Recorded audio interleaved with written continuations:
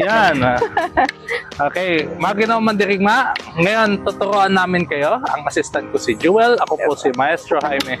Tuturuan ko kayo ng double stick disarming. Sa double stick disarming, ni-utilize mo ang blocking and trapping ng stick. Very unique siya sa Filipino martial art kasi ito ay weapon-based technique. Meaning, dalawang stick hawak ko para disarmahan siya. Ito po, paano yon? Pumalo ka muna dito, Jewel. Palo ka. So, yan yung nandiyan sa gilid. Pumalo ka sa kabila. Ito yung mga basic na sanda. Ngayon, the way mo siyang gawin is, ano mo dito, pwede mong i-apaniko, pwede mo ipalo dito, ganoon din sa kabila. Palo ka.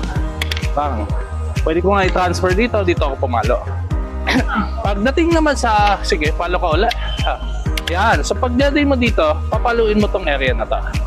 Pagpalo mo sa area na to, twist mo, alam mo yung pang ano ng kotse, pagtanggal ng gulong, stay mo lang yung nasa gitna, i-push mo to, matatanggal siya.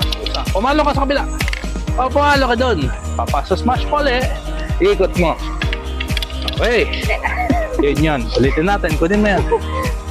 Ngayon, nai-utilize mo din siya sa ibang paraan. Pumalo ka dito. Yan. Kumuha ko dito.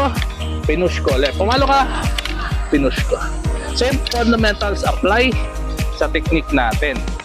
Kita mo? Pag wala naman, tsaka na yan for another episode. So yun lang ang ating gagawin. Yan ang disarma ng doble basto. Maraming salamat po, Maestro Jaime, and ito, assistant ko ngayon for today, si Jewel. Thank you po. Bugay!